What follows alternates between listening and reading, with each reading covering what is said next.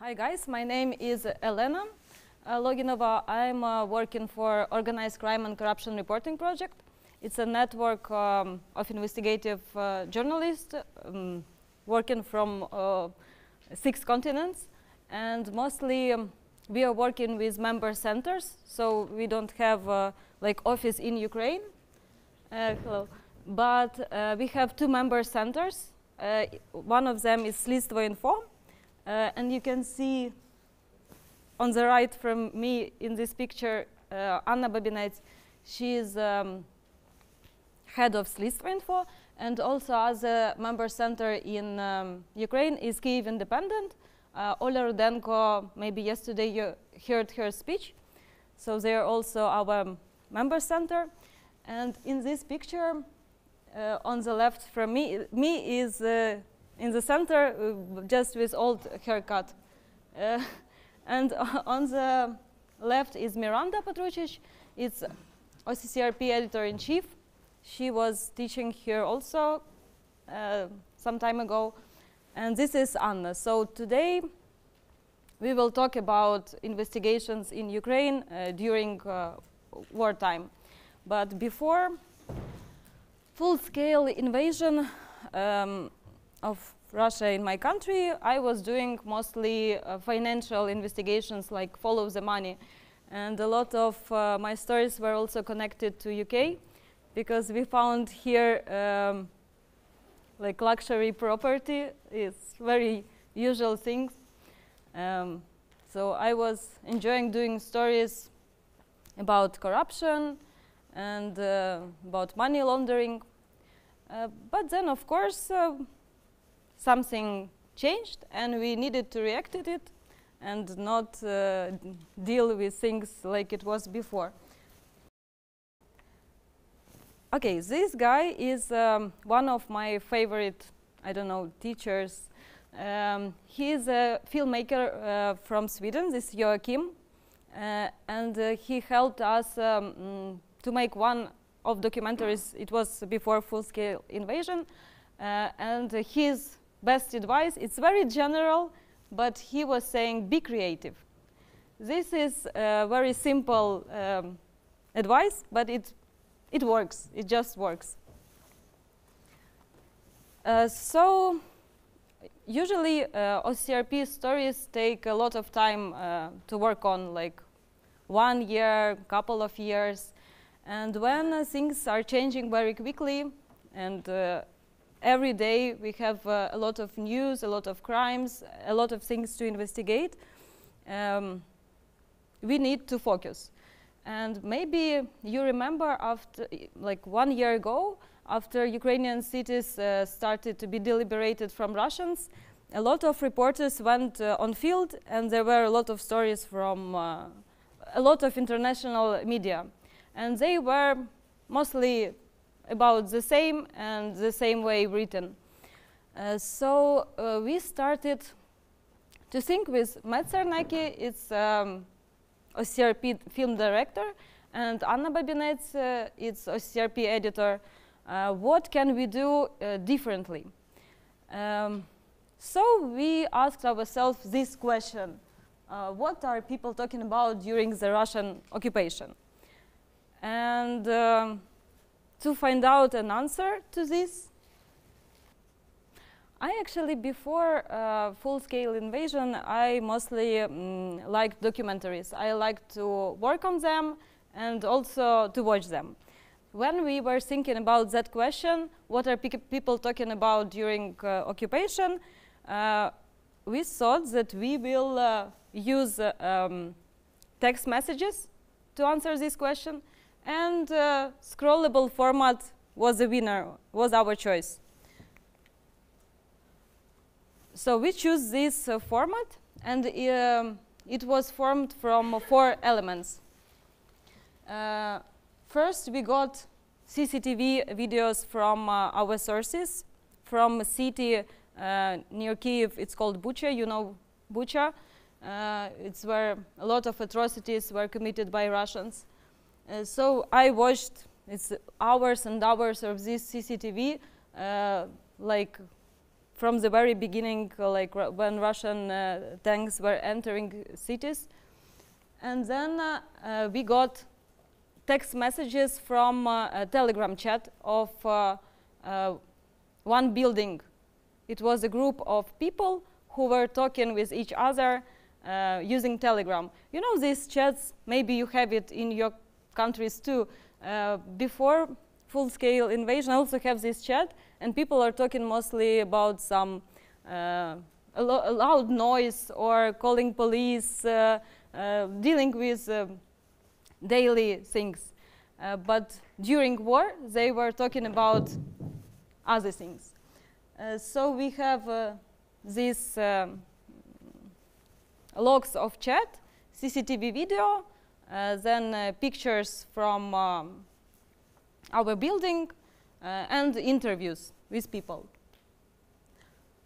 Okay, so I forgot to say that these are not like quotes. This building cannot talk. I just made this for you so you can watch. And about techniques. Everything is the same. We started from research and source development, because to get this full log of chat, because Bucha was surrounded by Russians for 33 days, and in this building, around 100 people are living. So they were talking to each other 33 days. It's a lot of messages. And when I found out a person who can give me this chat log, I explained that we will be very ethical with people, and we will ask everyone if we can use their messages, because 1 year ago people were scared that probably Russians can get back, and it's not only about story publishing, but it's about safety of other people. So source development, research. When you are in some chat, you can take a nickname, so nobody knows your real name. So first task was to identify these people. I made a list of all these hundreds of people with their apartments, date of birth, phone numbers, and we started to cross-check this. So I read these conversations maybe 4 times. They were very messy, and I was thinking that we will find there a lot of messages about murders, about some horrible things. But I read it again and again, and I see that people are talking about not only about murders, they are talking about daily things too. And they support each other. We need to say that they were without connection, so probably they didn't know what is going on around, what is the situation. And they were talking in their way. It was very interesting to read. And then Matt Sarnecki, he told me, okay, let's make some order. Because you are telling me, retelling their conversations, but let's make episodes. The most memorable, what do you remember? I said, oh, okay. I remember one cat who his family left, but the dad of this family was in the building, and he was looking for this cat many days. Other people, his neighbors, were looking for this cat. And half of this conversation is about cat. We need episode cat. Then it was another very interesting episode. In February, it was winter, and people were using these Christmas lights on balcony. And people from apartment with these Christmas lights, they also left. But others were afraid that Russians will shoot at this balcony because it's light, and they were asked to turn off all lights, and this Christmas light was every time on. People were saying, hey, please come back and turn your lights off because we will be dead because of these Christmas lights. Because this block was just in front of Russian headquarters, army headquarters, so they were constantly shooting. And but people were talking about turning off Christmas lights. There were also a lot of talks about looting, about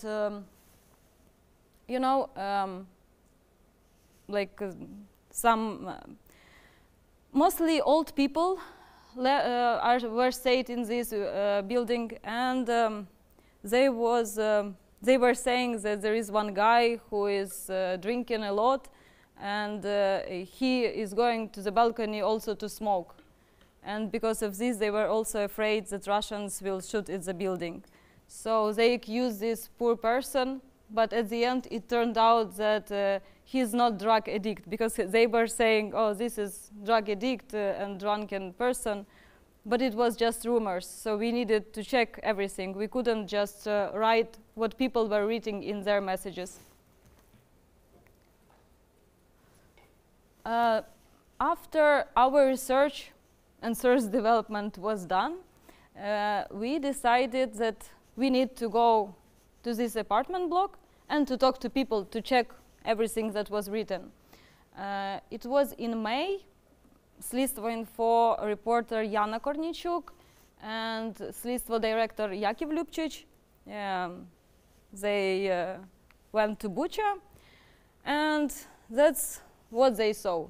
So it's one floor of the building. They were afraid that nobody wanted to talk with them, to tell this story. But we were very surprised, because when Yana asked one woman to talk, then on the bench they seated, other people just came and they just started to share their stories. They wanted this to be told. They wanted the world to hear them, because we explained that this is for international audience, and they were talking. So yes, these people are our. This is Irina, our main character. She helped a lot with other people, because some of them left, then they returned, and we were in touch with her during all time we were reading this story, couple of months. And okay, other technique, of course, is like the same with everything. It's fact-checking and verification. Well, there was one episode when people from chat were accusing two young girls of sleeping and drinking with Russians, and telling information about the Ukrainian army.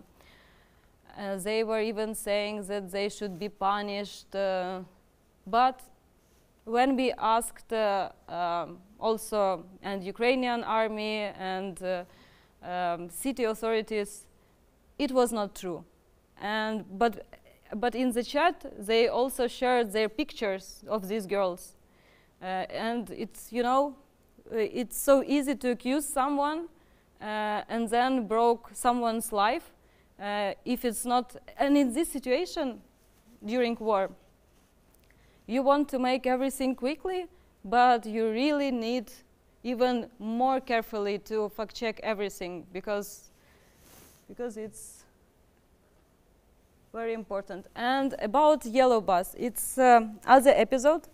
This Irina told us, and it was also in chat log, that when people were dead, Russians didn't allow to bury them. They said, put these bodies in the yellow bus.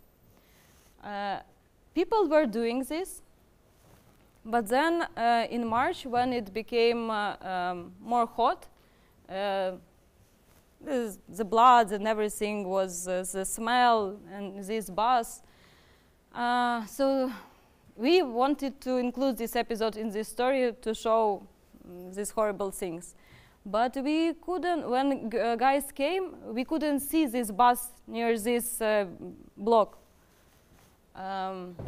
So then we also used the same technique we are doing in other investigations. We used satellite, help of satellite, and we saw this, you see this yellow point. This is that bus, and people also showed us like in reality where it was standing, then it's gone. So if you, it's also about fact-checking and verification, but in this way it's also useful even for storytelling, to show this not just for fact-checking, but this picture is included in our story.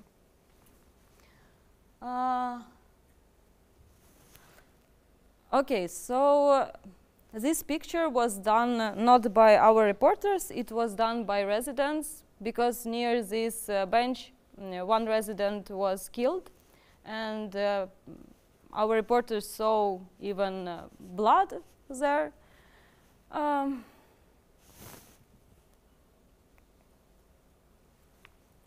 Let me introduce these people, because on this story worked 8 people, so it's not small team for just one scrollable story. So Matt Czarnecki, he was from the beginning, he was saying, oh, we need more stories from Ukraine, we need more stories, and he's film director.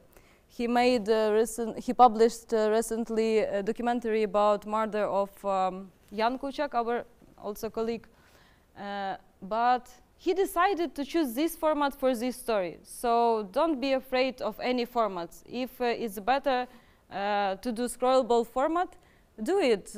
Because I was thinking before that, okay, we will do a documentary about this chat, but it's turned out better, this format.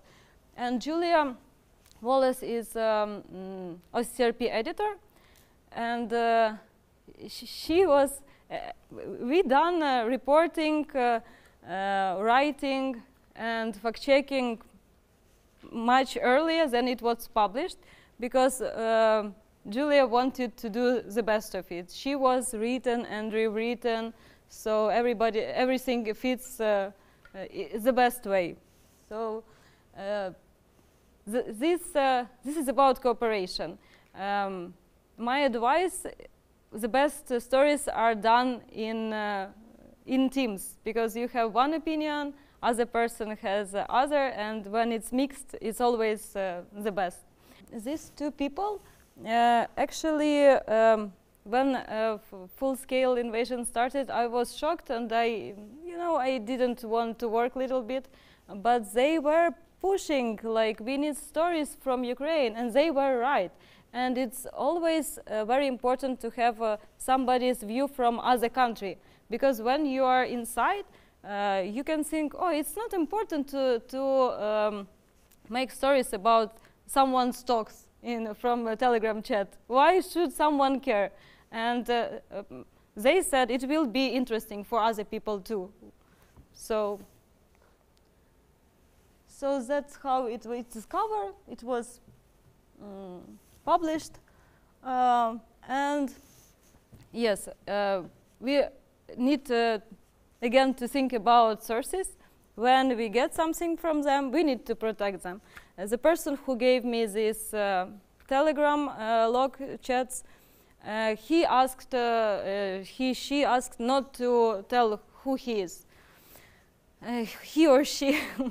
And when the story was published, I sent this person the story, and he resent it to the same Telegram chat.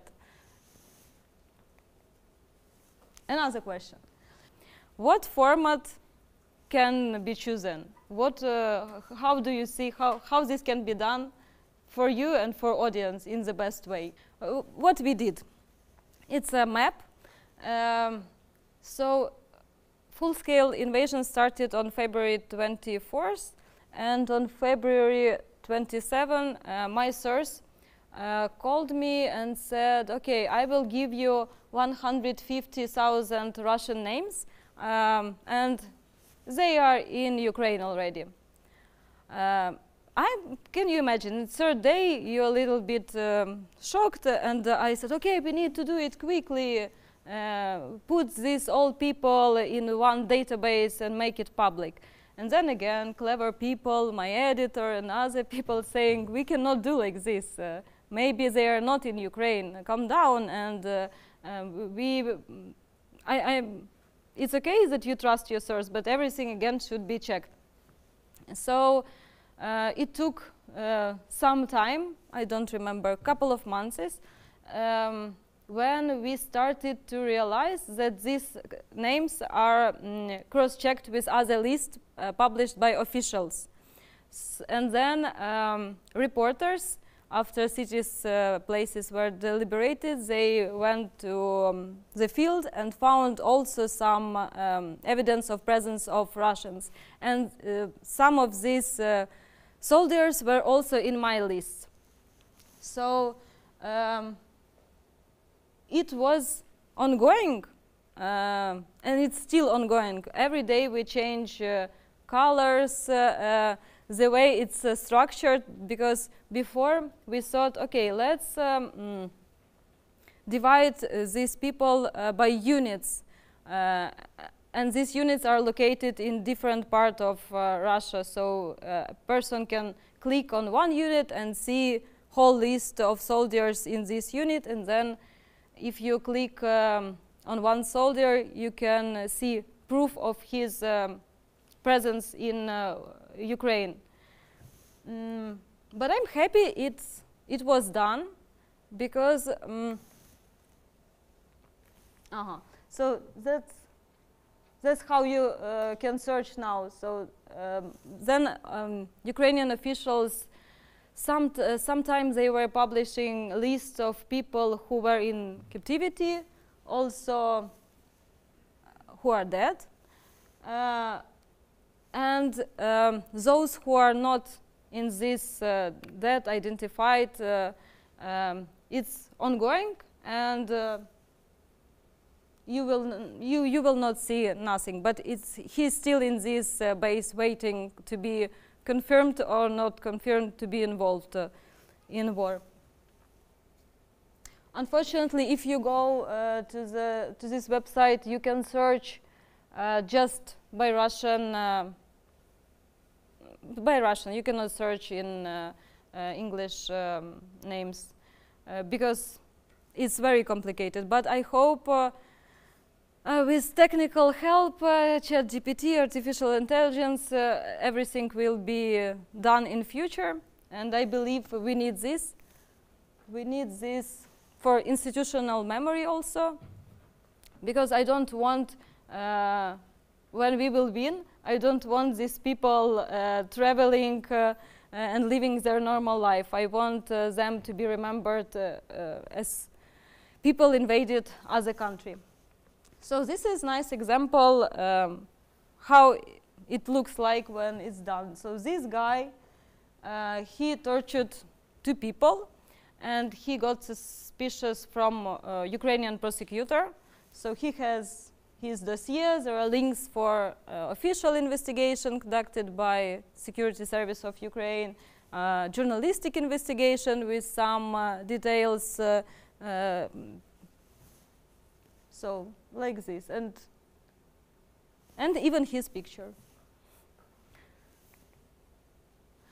This is how you can see a number is growing. When I received it was 150,000. Now it's 170, more than 74,000, and it makes me happy that it's ongoing. If you will go and you have some comments, or you know how to do it better, please find me and tell me. We will fix everything. So again, for example, we are taking here stories from all agencies working in Ukraine. For example, these agencies like Bihus is info, schemes, corruption in detail. They are focused on identifying Russian soldiers too. So we put their investigation and link them in this base. So everything is in one big database. For example, you can see this person in red T-shirt. It's Ukrainian reporter. And he found his, the guy who wanted to execute him. He recognized him. And he gave testimony. And we made a documentary about this. And this proof is also in this database. I feel it's very important that everything is in one place. Okay, guys, time for questions.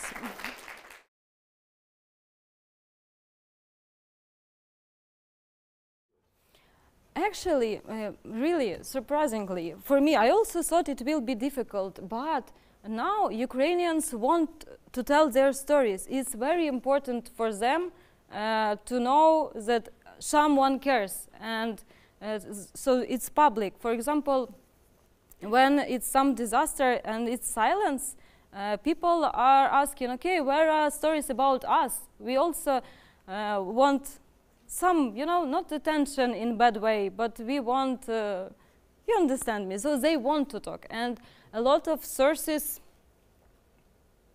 they also want to share information, because we understand that only with truth we can win.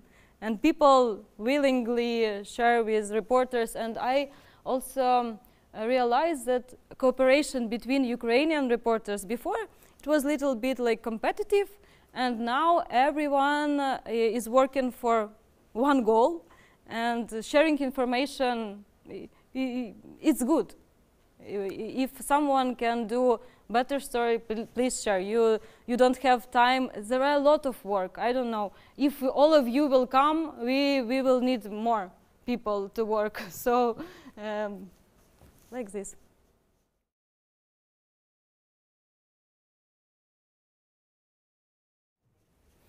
I guess it's just one part of a story, because there are a lot of rumors. You can start from some conversations, but it's can be parallel reality, what is going on while people are talking and what was in real life.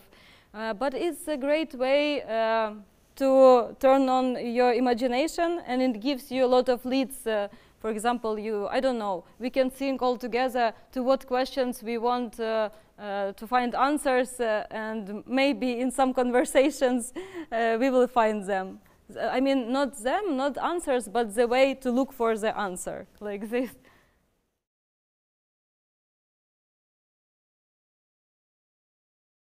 They were happy, but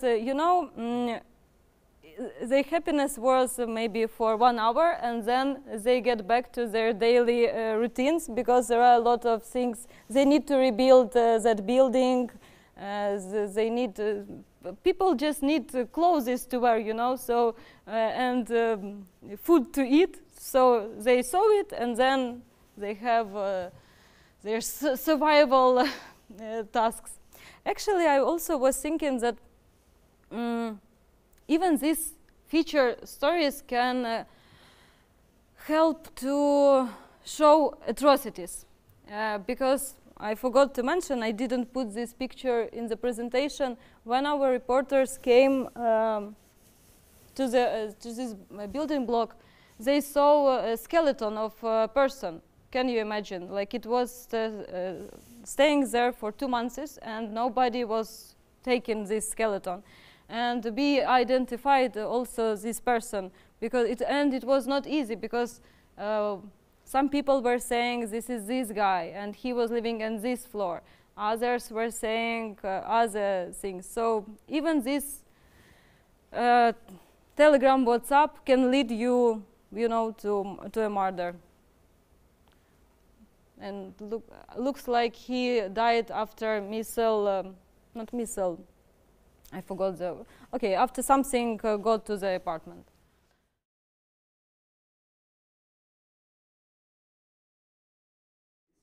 It's yes, everyone can use it. We have more data. It's not everything public because of personal data, like some addresses, some codes. We were talking with lawyers, and they said we cannot do it. We cannot publish it. But if someone needs, we can. I mean, from reporters or from official investigators, some prosecutors. We share everything, and we are happy that if it's useful, we are happy. I'm not sure how it will be useful, I mean, in the future, because it's ongoing, and all this information is somewhere else too, but it's just in one place. And maybe someone will have some other ideas, and it will be improved further. But now, I'm sure that our officials have all this information, but it's in a messy way somewhere. And I wanted some order. So when time will come, please look, everyone is here.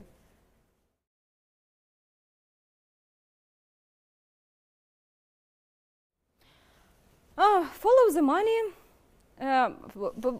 Truly speaking, first 3 months I was thinking we don't need these follow the money stories anymore. But then again, with the help of my colleagues from OCCRP, they were pushing me, and I'm very thankful to them, because we need to do what we were doing before in a good way. And like 1 year ago, I started to do such investigations. I hope soon it will be published, but I cannot talk before. But yes, all this year I was doing follow the money investigation. And I didn't feel comfortable before, but now, you know, when bad guys are not resting, we don't have time to rest. And it's unfair for our, soldiers and other countries who are helping to pretend that everything is okay. We need to work, because there are a lot of corruption, a lot of bad things happening. And it's all about money, you know, and resources, and we just need to keep doing this too.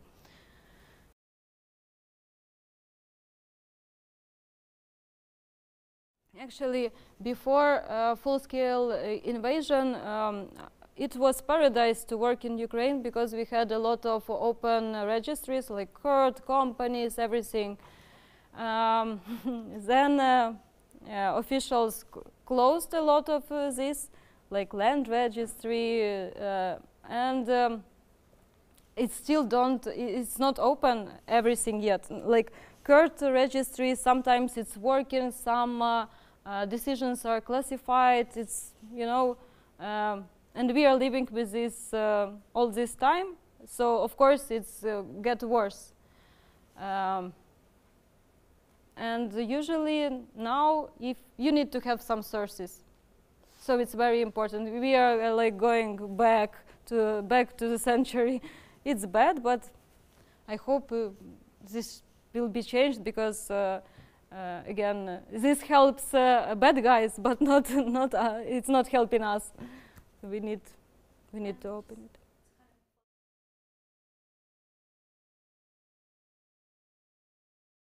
No, so, I think they just want to talk about some good stuff that is going on. They don't want to help you with these stories, officials. No, they just, it's bad, but it's like it is. War doesn't change people. They are doing the same things they were doing before. And about fact-checking. In OCCRP, I thought this feature story was harder than a regular investigation. Because in a regular follow the money investigation, we have some numbers, everything is in the documents, and here it was complicated to fact check all these rumors. It's like every sentence is small investigation. But fact checking is, I like fact checkers. They are helping, we can sleep good after they work.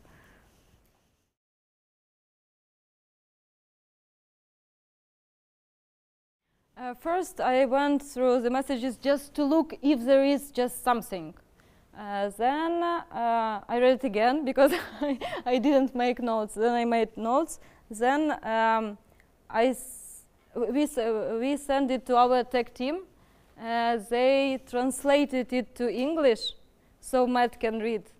And then there is Tom, technical assistant, and I was telling him today that the best advice is to have friends everywhere. So tech guys were doing everything. They organized, translated. I don't know how they did it from technical side, but it was very usable. But first, yeah, just read from laptop, like very first research.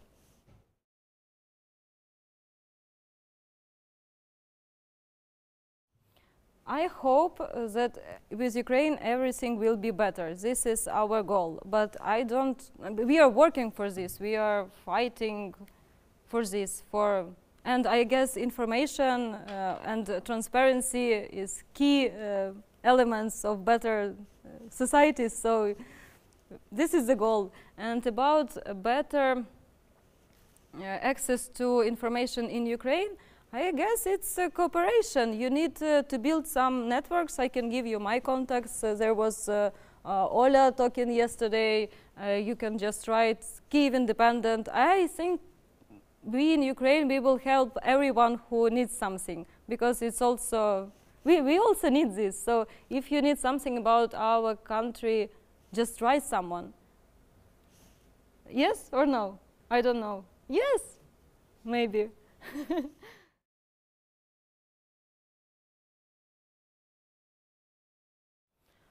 Unfortunately, I have just few Russians with whom I talk. I'm working because they are from OCCRP and they are really, it's my colleagues.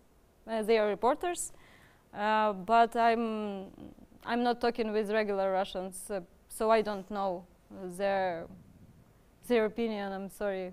It's very complicated. Maybe this is the only question to which I don't know who can find answer how to talk with them.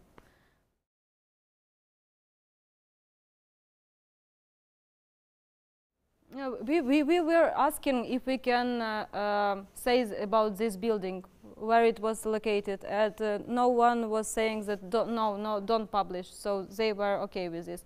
But some people said that we need to use nicknames, not their real names, and we used, so for example, one person was called Yana, we called her Natalia, because she asked. We asked everyone.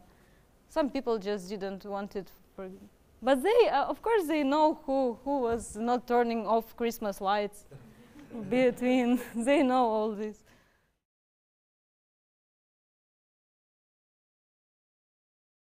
We published even in Russian. It was, you can click English, Ukrainian, Russian. It was in the same page. And actually, it was also, it takes time to translate this and to make this.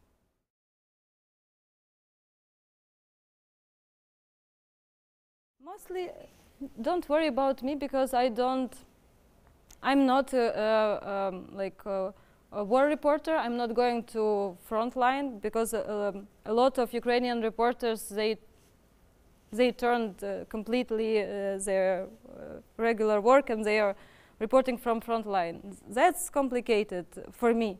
I even don't know what they are doing.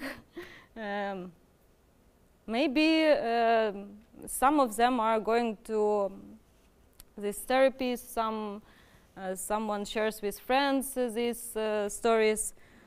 The best way maybe is just to talk when you're with someone, and like if you have a partner in crime, it's always easier. I always thinking, you know, it's not so, hard time is for soldiers. When you understand that someone is fighting for you, you just do your work. I don't know. I think it's over. This subject is over. You understand me? How to say? It's too much No, it's right, because we need clever minds after we will win. It's right, but I don't think about this too much. But I want all my colleagues to be healthy and in good mind. Okay.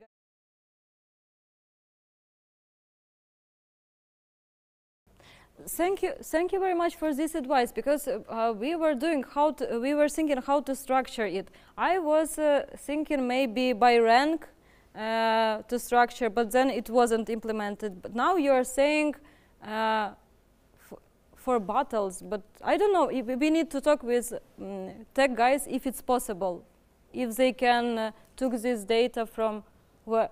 But maybe it's not easy because they were in different battles. I don't know if it's possible, but maybe it's possible. It's also complicated with a number of people killed, because can you imagine how many prosecutors are working on this? This should be like really investigated to say that a person killed other person. So in future, I think it will be possible. Now, it just when the person got suspicious and we have some official proof, we put in this database, okay, he killed, or some witness told he tortured me or someone. We put it also here, but by battles, it's very interesting. Thank you. Okay, guys, lunch. Thank you very much for your attention.